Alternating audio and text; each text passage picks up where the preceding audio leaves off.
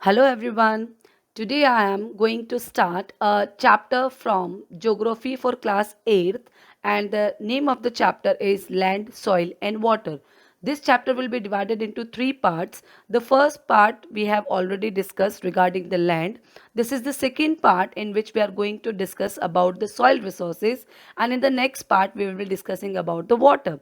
So this is part 2 of the chapter number 2, soil resources. Let's get started. Before we start, I would like to say that what is soil? Soil refers to a thin layer of grainy substance covering the surface of the earth. It is closely related to the land, and the quality of the land is determined by its soil cover. So, soil is formed by the disintegrations of the rocks and decayed organic matters by the living organism, water, air, and so on. Soil is vital for an area as it governs the agriculture pattern of the area. The topmost layer of the crust, made up of decayed plant and dead organism, is called humus.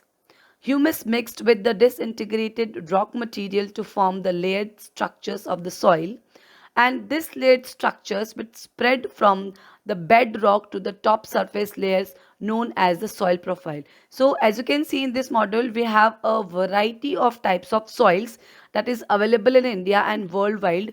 These soils are having different textures, different colors, different varieties, and because of these characteristics, they are available to the environment and utilized by the different people for different kind of activities, like for agricultures, for farming of farmlands, or for other activities. Next in this module, we are going to discuss about the soil profile. So student, you must be wondering what is soil profile. Soil profile is a further division of the numbers of origin of the land. Actually, the soil on which we are growing the commodities, it is divided into certain layers, and these layers will be considered as origins, and horizons are divided into five categories: O origin, A origin, B origin, C origin and R. So we are going to discuss about these in detail. First of all, O origin. O origin is also called the humus. It is a mixture of decayed plant material and dead organism.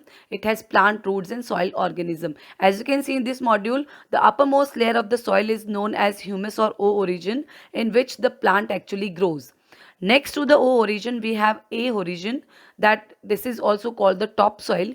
It contains the humus and the finer particles of rocks. It is the uppermost origin of the soil profile. So after the organic, the humus and A origin, we don't have much of the differences between these two. Humus and topsoil are just mixture of both of these, so it is contained as O origin and A origin. Next is the B origin.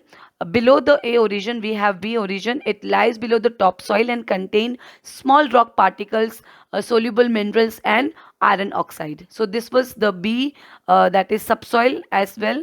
And you can see in this picture, after O origin, we have A, the topsoil, and the B is subsoil origin.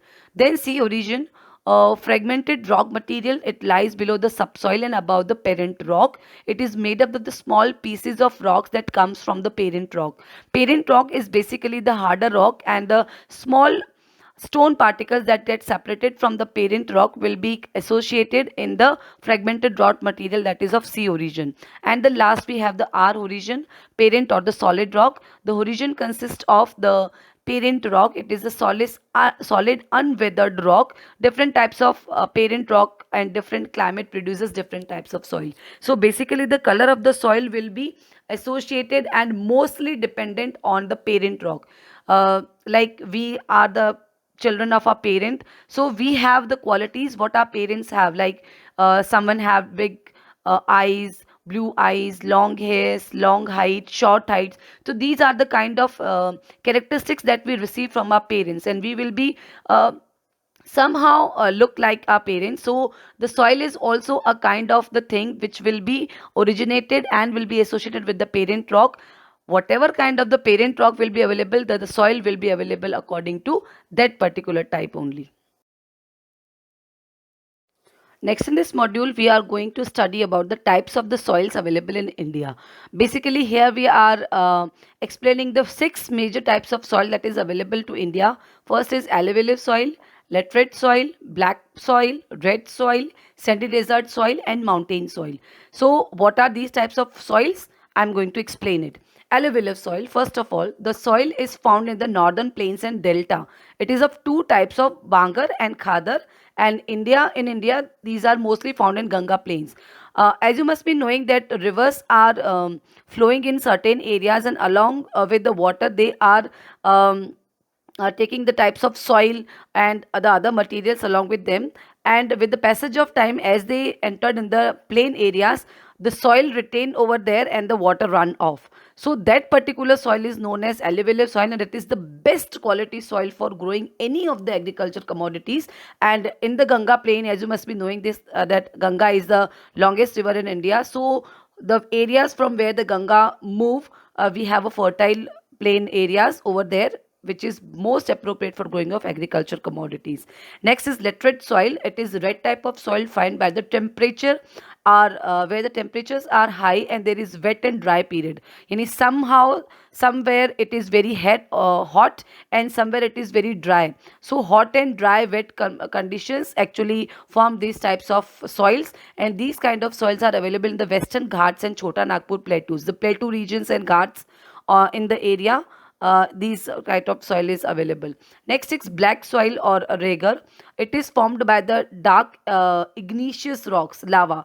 Yani, in the rock formation, in the rock cycle, we know that the lava, when it comes out on the surface, it get cooled down and form the igneous rocks. So igneous rocks form the black kind of soil, and it is rich in iron content because the lava actually has so many types of minerals. So it is found in the Deccan Plateau and very good for the cultivation of cotton. Black soil is basically very good for growing of cotton. So all the cotton farms will be available near to the Deccan Plateaus. Fine.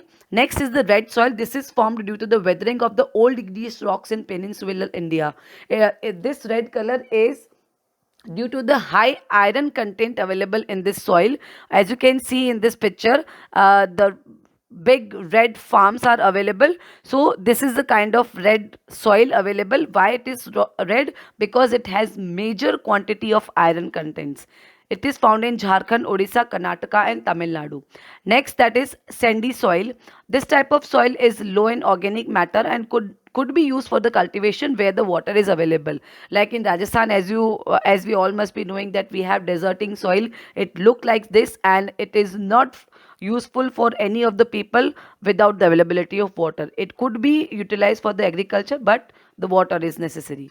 Next is mountain soil. This is a thin soil and not very fertile, but due to the use of cultivation in the slope, the mountain region, it is also used in the mountainous area where the slopes are available. Very less thin kind of soil is available, so that these areas are used for growing of rice. Slopes are basically used for rice. So these are the kind of soil. The alluvial soil in the frontmost upper picture is of alluvial soil. Next we have the soil of laterite, then the black soil is available, then red soil, the farms, then sandy desert soil, and the mountainous soil.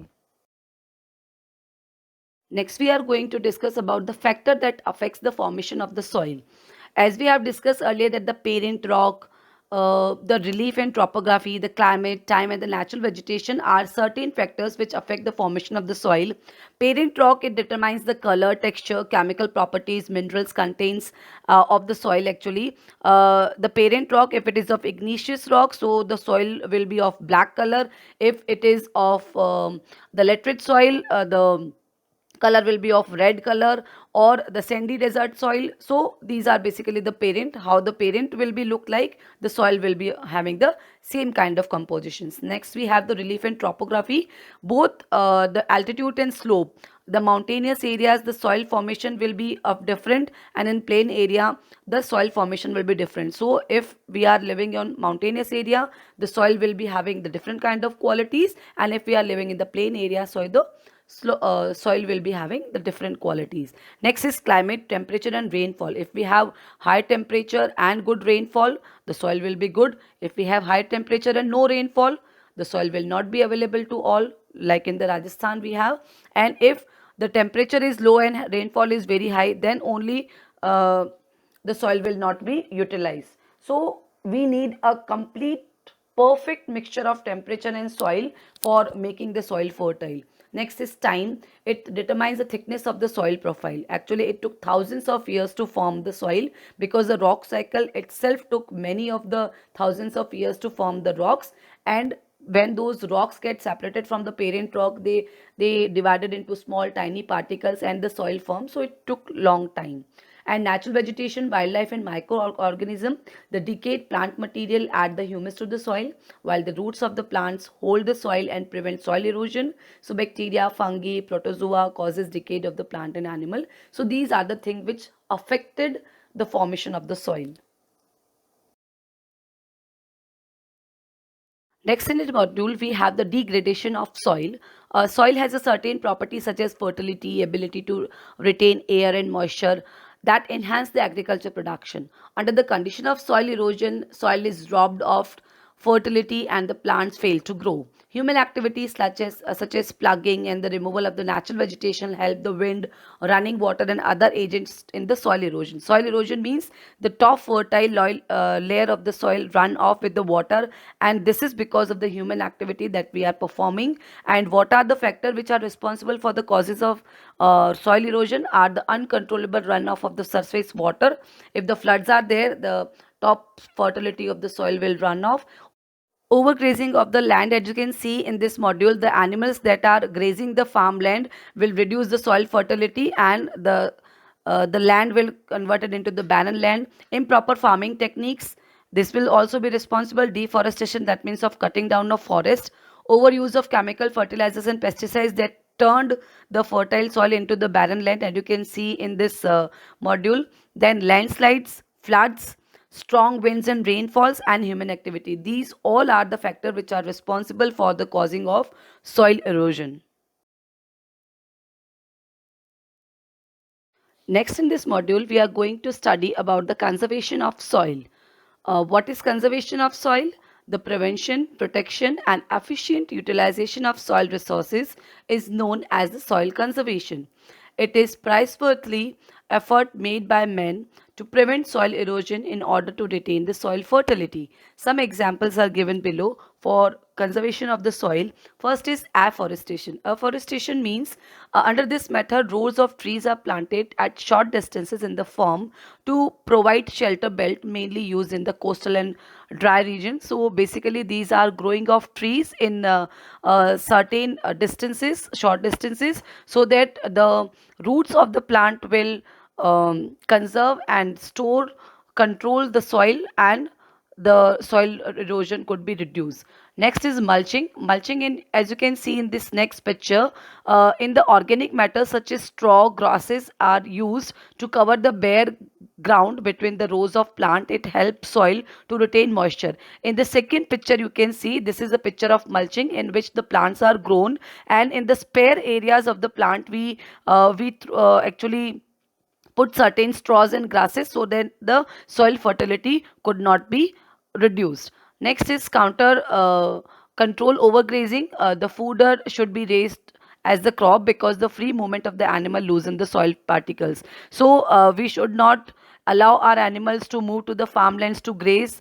For them, we should grow the fooder so that they can avail the food by that fooder crops, and the control of the overgrazing could be there.